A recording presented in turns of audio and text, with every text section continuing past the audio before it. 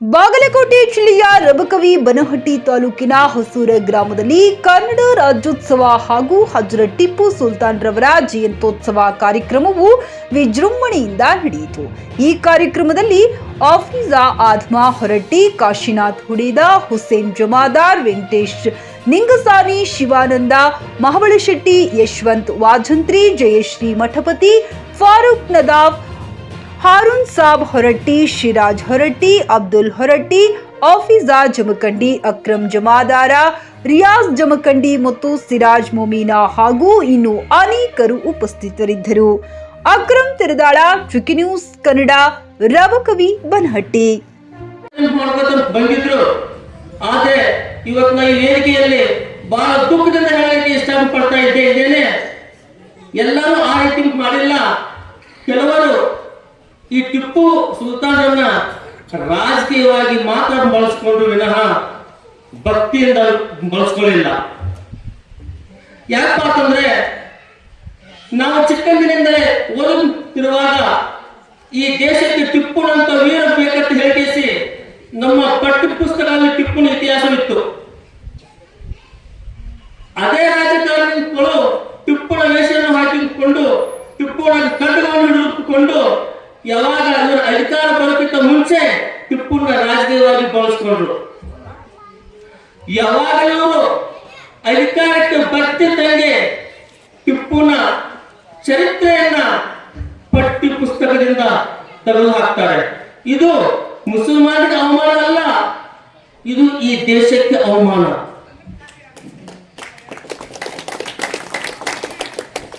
ಇದು ಈ ಸಂವಿಧಾನಕ್ಕೆ ಅವಮಾನ. ಯಾಕಪ್ಪ ಅಂತಂದ್ರೆ ಟಿಪ್ಪು ಸುಲ್ತಾನ್ ಹೆಸರು ಬರೀ ಎಲ್ಲ ಪೇಪರ್ ನಲ್ಲಿ ಇಲ್ಲ, ಟಿಪ್ಪು ಸುಲ್ತಾನ್ ಹೆಸರು ಸಂವಿಧಾನದಲ್ಲಿದೆ. ನೀವು ತೆಗೆದಿದ್ದು ಟಿಪ್ಪು ಸುಲ್ತಾನ್ ಹೆಸರನ್ನೆಲ್ಲ ಸಂವಿಧಾನ ಒಂದು ಭಾಗವನ್ನು ಹೇಳಲಿಕ್ಕೆ ನಾನು ಏಕೆ ಇಷ್ಟಪಡ್ತಾ ಇದ್ದೇನೆ. ಯಾಕಪ್ಪ ಅಂತಂದ್ರೆ ಇನ್ನೊಂದು ಕೆಲ ರಾಜಕಾರಣಿಗಳು ಅವಾಗ ಹೇಳ್ತಾರೆ, ಇಲ್ಲ ಟಿಪ್ಪುಗೆ ಈ ದೇಶದಲ್ಲಿ ಈ ರಾಜ್ಯದಲ್ಲಿ ಬಹಳಷ್ಟು ಅನ್ಯಾಯ ಆಗಿದೆ, ನಾವು ರಾಜಕೀಯವಾಗಿ ಬಂದರೆ ಟಿಪ್ಪು ಸುಲ್ತಾನ್ ಜಯಂತಿಯನ್ನು ನಾವು ಮರುಸ್ಥಾಪನೆ ಮಾಡ್ತೀವಿ ಅಂತ ಕೆಲವರು ಹೇಳಿದ್ರು. ಆದ್ರೆ ನಾನು ಈ ವೇದಿಕೆಯಲ್ಲಿ ಹೇಳಲಿಕ್ಕೆ ಇಷ್ಟಪಡ್ತೇನೆ, ಯಾರು ಟಿಪ್ಪುವಾಗಿ ಪ್ರೀತಿಸ್ತಾರೋ ಅವರಿಗೆ ದುಃಖ ಬಹಳ ಇದೆ. ಯಾಕಂತಂದ್ರೆ ಇವತ್ತು ಎಲ್ಲರೂ ಟಿಪ್ಪು ಜಯಂತಿಯನ್ನ ಅವರ ಮುತಾಬಿಗೆ ಆಚರಣೆ ಮಾಡಲು ಕೊಟ್ಟಿದ್ದಾರೆ. ನಾವು ಈ ಹೊಸೂರ ಏನು ಈ ನಮ್ಮ ಯುವಕರಿಗೆ, ನಮ್ಮ ಹಿರಿಯರಿಗೆ ಒಂದು ಸಲಾಮನ್ನು ಹೇಳುತ್ತೇನೆ. ಯಾಕಂತಂದ್ರೆ ಶಹೀದ್ ಮಿಲ್ಲತ್ ಟಿಪ್ಪು ಸುಲ್ತಾನ್ ಜಯಂತಿಯನ್ನ ಮತ್ತು ನಮ್ಮ ಕನ್ನಡ ರಾಜ್ಯೋತ್ಸವದ ಈ ಏನು ಜಯಂತಿಯನ್ನ ಆಚರಣೆ ಮಾಡಿದ್ದೀರಿ, ನಿಮಗೆಲ್ಲರೂ ನಾನು ಒಂದು ಧನ್ಯವಾದಗಳನ್ನು ಹೇಳುತ್ತೇನೆ.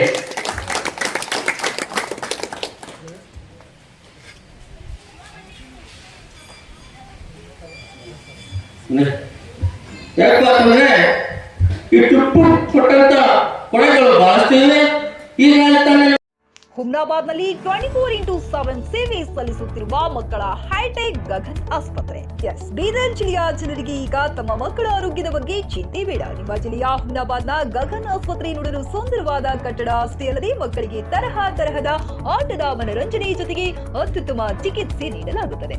ಇಲ್ಲಿ NICU 10 ಬೆಡ್ಸ್, PICU 6 ಬೆಡ್ಸ್, ಡಿಪ್ಯಾಪ್, ವೆಂಟಿಲೇಟರ್ ಸೇರಿದಂತೆ ವಿವಿಧ ಮುಖ್ಯ ಸೇವೆಗಳು ಕೂಡ ಲಭ್ಯ. ಹೆಚ್ಚಿನ ಮಾಹಿತಿಗಾಗಿ ಭೇಟಿ ನೀಡಿ ಗಗನ್ ಆಸ್ಪತ್ರೆ, ಪೊಲೀಸ್ ಠಾಣೆ ಹಿಂದುಗಡೆ, ಹುಮ್ನಾಬಾದ್. ಸಂಪರ್ಕಿಸಿ 9620618472 ಅಥವಾ 8884666532.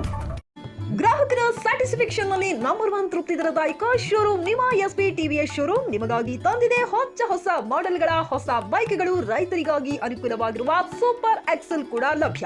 ಹಾಗಿದ್ರೆ ಹಿಂದೆ ಭೇಟಿ ನೀಡಿ SP TVS ಶೋರೂಮ್ ಮಾಲೀಕರು ಲೋಕೇಶ್ RG. ಹೆಚ್ಚಿನ ಮಾಹಿತಿಗಾಗಿ ಸಂಪರ್ಕಿಸಿ 8494951009. ನಾಗಲಕ್ಷ್ಮಿ ದಾಬಾ ಹತ್ತಿರ, ಗುಲ್ಬರ್ಗಾ ರೋಡ್, ಹುಮ್ನಾಬಾದ್.